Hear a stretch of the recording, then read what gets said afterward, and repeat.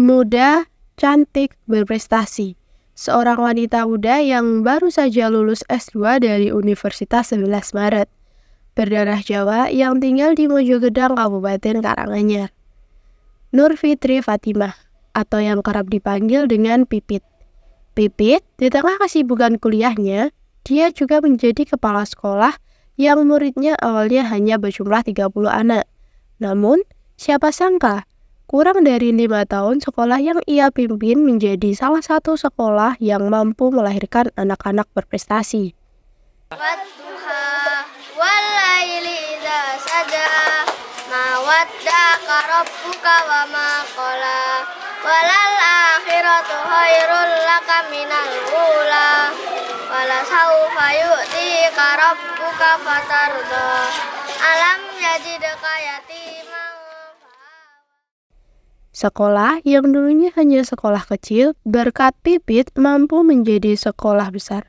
Sekolah dasar berbasis adab, tahfiz, dan pertanian di Kecamatan Mojogedang, Kabupaten Karanganyar. Pipit membentuk sistem pengajaran baru dengan menanamkan nilai-nilai adab dan pertanian di sekolah ini. Oke, baik. Di sini bisa diceritakan mengenai perasaan Mbak Nur Fitri Fatimah ya, Kak? Iya. Menjadi kepala sekolah yang di usia muda 24 tahun. Iya, betul. Bagaimana bisa diceritakan? Perasaannya ya, Iya. pas dulu sekali mimpin sekolah ini kan masih rintisan ya, jadi dari nol, benar-benar nol sekolah ini berdiri. Jadi kita cari siswa yang awalnya susah, terus sampai sekarang ini sudah hampir tutup ya PPDB yang kita di tahun ini. Itu rasanya memang kaget ya, jadi kayak aku tuh masih muda gitu, pengennya tuh mengeksplor semuanya gitu loh, jadi nggak yang aku mengatur orang banyak, kan masih kurang ilmu ya, apalagi masalah SDM itu kan sangat ruwet. Saya itu merasakan masalah keuangan dengan masalah SDM itu justru lebih susah ketika ngurus SDM orang itu, karena kan pinter-pinter semua. Kemudian aku juga masih muda gitu, aku juga emosi gitu, aku juga masih ini kan labil kan ya. Tapi di situ tuh tantangannya gimana caranya agar emosi ini stabil gitu, dan mencoba di depan anak-anak ya, berarti guru-guru saya terlihat lebih bijak dan elegan gitu loh, dan menjadi teladan yang terbaik buat guru-guru saya itu. Jadi pertama kali saya ditugaskan dari pimpinan cabang Muhammadiyah yang di sini itu memang kaget, karena memang nggak ada mimpi sama sekali jadi kepala sekolah itu. Sebenarnya sekolah ini tuh sudah mulai ada sejak 2016, tapi masih sekolah tani organik namanya. Sekolah tani organik Intan Pari itu masih non formal. Jadi kayak anak-anak yang usia muda-muda Karang Taruna gitu disekolahkan di sini, tapi cuma hari Minggu doang karena kan masih non formal kan itu. Dan akhirnya berkembang 2 tahun itu kayak nggak ada dampaknya deh, karena muridnya tuh kayak mereteli gitu loh. Sih Tiba-tiba hilang. Kayak gitu. Akhirnya kita yang dari teman-teman itu 5 orang dulu yang merintis sekolah ini mencari dananya, jadi kayak kolaboratif antara yang sepuh sama yang muda gitu. Dan itu pengalaman pertama yang saya rasakan tuh kayak ngah gitu loh, kayak bengong ya. Tapi lambat laun saya rasakan kok saya asik itu, aku punya ladang dakwah anak-anak muda, seorang guru. Di sini nanti guru ini akan mengajarkan kebaikan buat anak-anak murid kelas 1 sampai kelas 6 ya. Kemudian anak-anak ini punya orang tua loh. Ini kan orang tua juga masuk, sehingga kayak punya ini jalan hidup saya nanti ketika saya tua itu saya masih tetap bisa berkarya gitu deh. Karena aku dulu tuh mikirnya gini, kenapa setiap mahasiswa ketika dia jadi mahasiswa itu dia aktif di organisasi, tetapi setelah dia lulus dia sibuk cari kerja sendiri. Nah itu yang menjadi perasaan saya itu, saya pengen juga tetap bermanfaat dan berdampak, tapi juga kehidupan saya juga tetap berjalan gitu loh deh. Nah akhirnya alhamdulillah Allah tunjukkan ini sebagai mungkin jalan hidup saya di sini gitu. Dan qadarullah setelah 2018 ini berdiri, 2021 tuh ternyata kalau saya anaknya Bapak Sahlan tadi tuh kita menikahi saya tadi, sehingga lebih mantap lagi saya menjalankan amanah ini. Menjalankan amanah gitu ya. Nah, itu apakah ada kayak mungkin dari lingkungan sekitar itu ada penolakan atau kayak ada beberapa 1-2 faktor lain gitu, tantangan? Kalau tantangan terbesar selain saya sendiri mengelola emosi ya, sama menjalankan amanah ini tanpa saya mempunyai pengalaman sebelumnya ya. Jadi cuman saya tuh biasanya menjalankan sesuatu by heart. Jadi kalau hatiku nyaman, tenang, tak jalankan. Setiap keputusan kalau orang lain menolak tapi saya mantap itu saya tetap jalankan itu, karena itu dari hati ya. Itu beda rasanya ketika cuman mengikuti omongan-omongan orang gitu. Yang kedua itu ya orang tua saya sendiri deh. Karena orang tua saya itu, saya kan dari aslinya di Mapolo tadi, dan beliau itu benar-benar petani ya. Petani, bahkan kita tuh nggak punya tanah, jadi kita tuh mengerjakan tanahnya orang, kayak buruh tani itu. Dan memang saya sejak kecil sudah diajari orang tua tentang bagaimana hidup dan berjuang ya. Sejak SD sampai kuliah pun saya nggak pernah minta biaya sekolah orang tua, jadi kayak beasiswa itu terus. Nah di situ setelah saya lulus S1 itu orang tua pengennya saya tuh jadi PNS. Nah jadi mungkin orang tua tuh paling seneng ya ketika anaknya PNS sudah selesai tugasnya, anak pasti mapan gitu ya. Tapi saya sendiri tuh kayak nggak bisa, nggak bisa. Akhirnya saya sempet kayak agak bapak sama ibu marahan namanya apa ya, kayak diem-dieman ya, gara-gara saya tuh nggak mau itu. Terus lama-lama kalau saya juga jalanin yang saya inginkan tapi tanpa restu orang tua juga nggak enak kan di hati. Tuh orang tua tak ajak main dulu keluar, kayak makan bakso bareng, terus ngobrol. Jadi saya tuh tetap mau menjalankan kayak, kan ada keyakinan di hati, adik insya Allah ini nanti juga akan berdampak banyak untuk orang tua aku sendiri, kan pahala nilainya kan mengalir ya adik ke orang tua. Di sisi lain nanti secara ekonomi saya juga siap membantu bapak sama ibu, karena itu memang ada masalah ekonomi yang benar-benar berat. Kayak itu kemarin ya di tahun 2021 itu hampir alhamdulillah selesainya itu. Jadi kayak punya tanggungan hutang ke rentenir gitu loh deh. Kayak dulu kan bapak kayak jago kepala desa gitu, terus akhirnya semua asetnya kan dijual kayak gitu. Terus ya itu ada tanggungan itu, alhamdulillah itu bisa saya selesaikan sebelum saya menikah. Jadi itu sudah jadi janji saya pas waktu saya ngobrol di situ.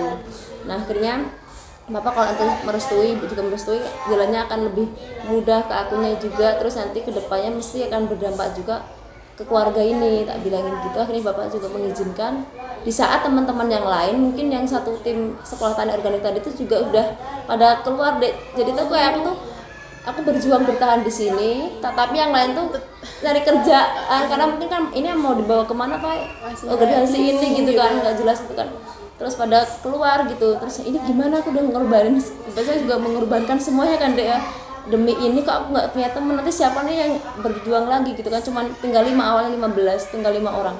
Terus akhirnya aku tuh kayak merenung deh, masa itu kayak gini, ibaratnya kita itu kayak apa ya, ke orang gitu loh, kita tergantung sama orang, niat kita itu kok tergantung sama orang tau gitu kan. Akhirnya aku tuh kayak jujur, dibalik sebelum SD ini berdiri sampai SD ini berdiri itu kayak Allah ngajarin saya betapa pentingnya ruh ibadah itu untuk mendampingi hidup kita gitu deh, kayak mendapatkan hikmah di situ besar banget.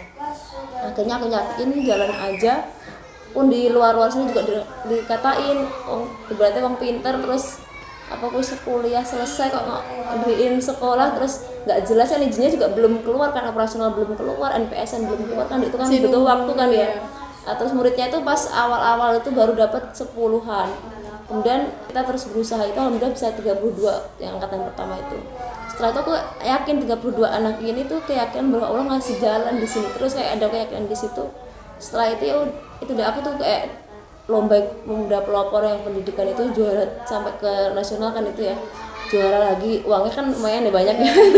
Iya aku tuh nggak mikir kok uangnya banyak, tapi ngangkat gimana, ngangkat daerah ini nanti bisa dikenal banyak orang, kemudian orang tua juga bisa dapat dampaknya gitu, kasih ke bapak ibu untuk menyelesaikan tanggungan itu. Masih kurang lagi kan itu hampir 60-an juta kan.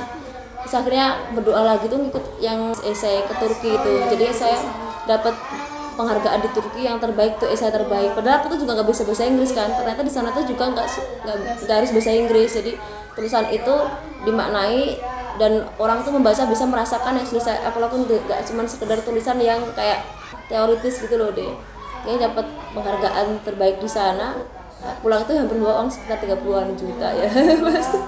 Dan alhamdulillah setelah itu tuh kayak ini ternyata Allah juga udah kayak ada itu rasa ini sudah di sini, kayak ditempatkan tuh loh deh. Akhirnya orang tua lama-lama udah yakin, karena memang walaupun kamu di sana tapi orang tua tahu dampaknya membantu orang tua juga bisa gitu intinya di situ.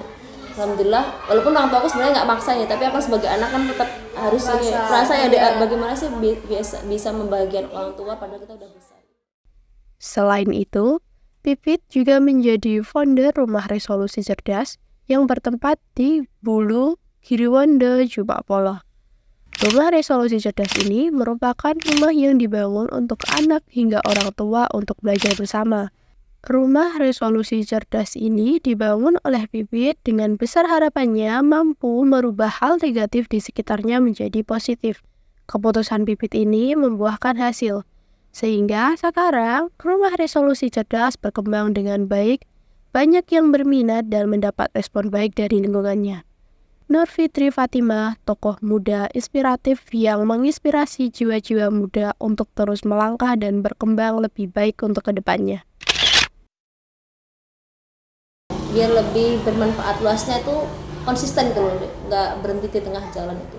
Kalau saya sendiri biar kita tetap positive thinking ya, sama terus semangat itu, jadikanlah pikiran kita itu selalu positif ya. Ketika pikiran kita positif itu kita akan mengeluarkan kata-kata juga positif.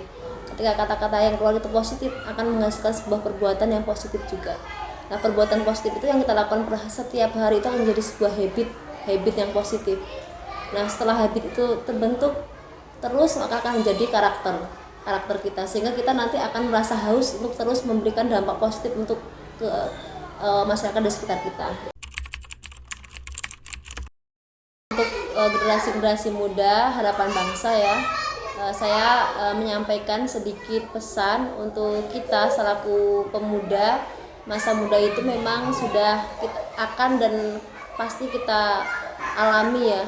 Kita di Quran Surat Ar-Rum ayat 54 itu manusia itu akan mengalami 3 tahapan. Yang pertama lemah, yang kedua kuat, yang ketiga lemah lagi.